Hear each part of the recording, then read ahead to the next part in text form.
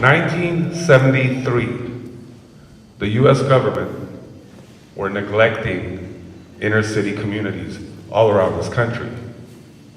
But one thing that a lot of people don't talk about when we talk about hip hop is the birth of hip hop. The reason why we're here right now is because of a woman. Not a man, not an MC, it's because of a woman. Back in the day, Bronx, New York, corruption, housing problems, gang warfare, all aspects of negativity you can imagine. Total destruction was going on. Children were dropping out of school, havoc, chaos, drugs, gangs.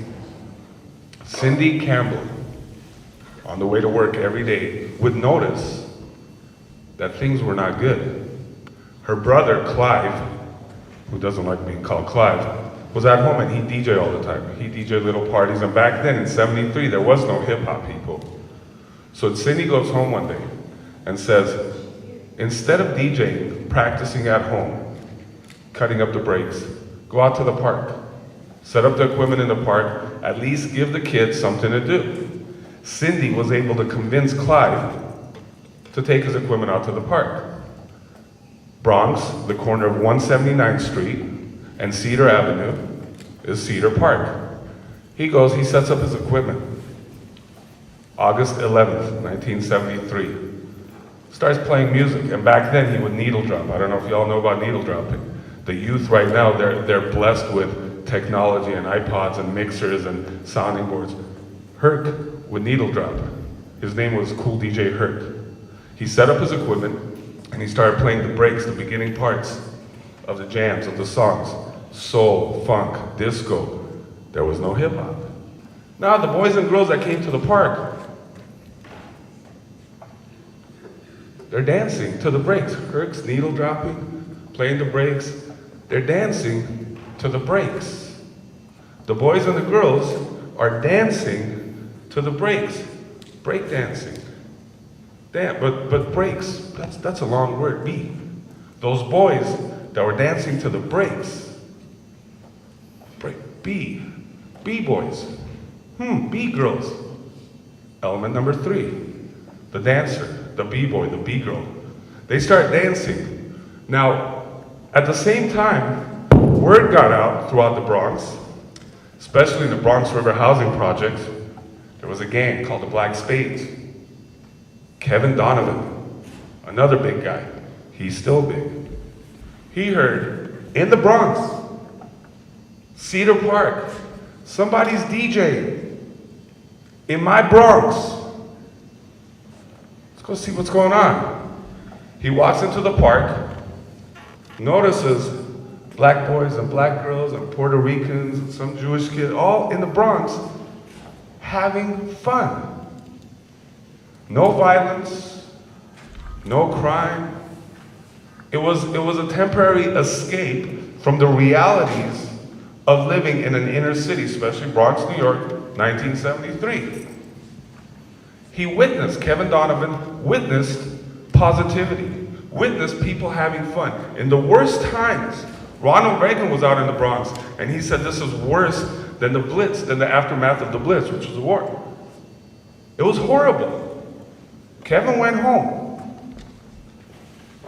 He started, rather than fighting, rather than being part of any form of violence, he started thinking, I can't believe everybody was there having a good time. Due to a entry in a poetry competition, he was given an opportunity to fly out to Africa. Kevin Donovan went to Africa and he spent some time with the Zulu tribe in Africa.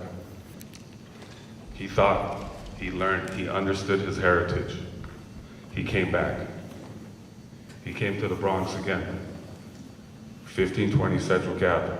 Herc was DJing in the Rec Park. November 12th, a few months later, 1973, he had changed his name from Kevin Donovan to Africa Bambaataa. And on November 12th, he started hip hop. He established, he coined the words. This is hip hop on the foundation of peace, unity, love, and having fun. You have the graffiti writers, element number 1, the DJ, element number 2, and the B-boy, the B-girl, element number 3. So Herc had Coke La Rock. Africa Bambaataa had his people. Herc also had the Herculoids. Africa Bambaataa, Soul Sonic Force, Zulu Nation. And when they start DJing at places, his MCs, and they weren't called MCs at the time, grabbed the mic because they wanted to give shout outs. Yo, Herc is on the ones and twos, he'll turn it out without a doubt. And the people that were dancing and having fun during their escape from their realities were like, what? Cool Herc is in the house and he'll turn it out without a doubt. What? So all of a sudden the audience started giving a little bit of attention to the person grabbing the mic. And the person grabbing the mic would notice that the people in the audience started looking at the person grabbing the mic. Hey, they're looking at me. Y'all having a good time? Yeah. Whoa. Hey, somebody say ho. Yo. So they'd go home and these little shout outs would go from one sentence to two sentences to three sentences to the birth of the fourth element of hip hop, the MC. In 1975-76, we get the third mastermind pioneer DJ. Anyone? Flash, Grandmaster Flash, Joseph Sadler. He had the Furious Five. In the 70s, Kool Herc and the Herculoids, Africa Bambaataa, who coined the term hip-hop on November 12, 1973, establishing hip-hop on the foundation of peace, unity, love, and having fun, and Grandmaster Flash and the Furious Five. Those three would start hosting house parties, block parties, parties in the park, and hip-hop started growing. Graffiti art, the DJ, the B-boy, the B-girl, and the MC. Next year, this month, next year, we celebrate the 40th year of hip-hop. And my hope is that kids who are blessed with technology and can turn on the radio and listen to the same artists in LA that are being played in Chicago and New York, elsewhere, hip-hop has a foundation. It has a history. And those of us who were teenagers in the 80s that are pursuing education, we are the hip-hop scholars now. And it's our duty to create hip-hop schools and create curriculums where children can understand the foundation of hip-hop. 4 elements: graffiti art, the DJ, the B-boy, B-girl, and the MC.